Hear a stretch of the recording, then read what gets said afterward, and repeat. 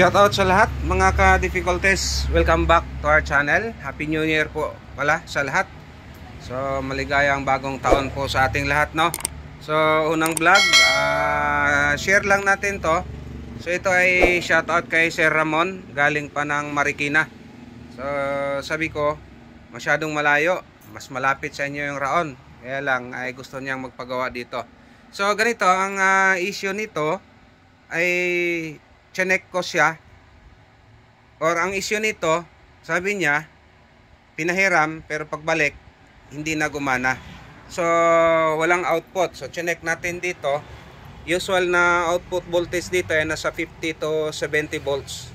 So chinek natin, walang output.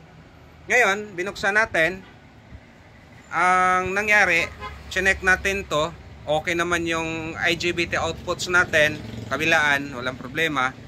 Then dito sa ating output sa diode, o yung fast recovery diode natin, so okay siya, walang problema.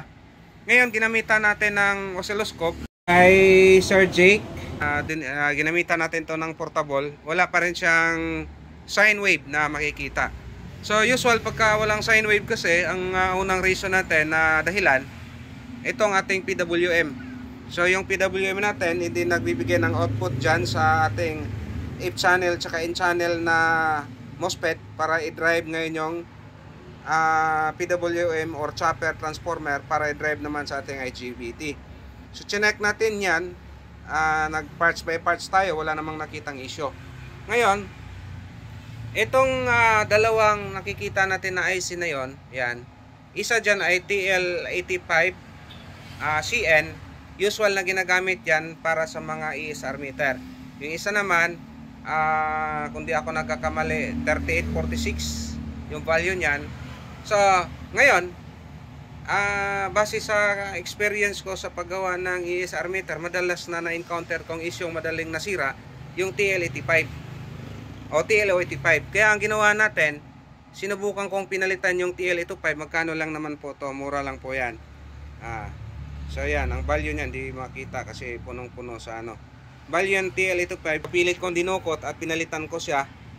Yan, tinesting natin. At nung tinesting natin, nakakatuwa dahil hindi natin akalain na gumana siya. Tingnan natin. Subukan natin i-check kung ilan yung output niya ngayon. So na-check ko na yan sa analog.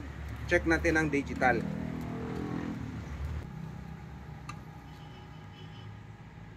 Ayan o. So may nasukat tayo na silaw, 67 volts. So gumana na siya ngayon. Ngayon kung i-check natin yan sa waveform, tingnan natin. Yan. Check natin kung may masukat ba tayo ang output yan. Ayan o.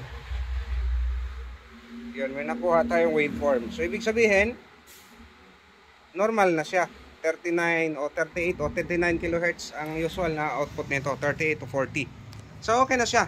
So testing na lang natin. Tingnan natin kung mag-spark ba siya.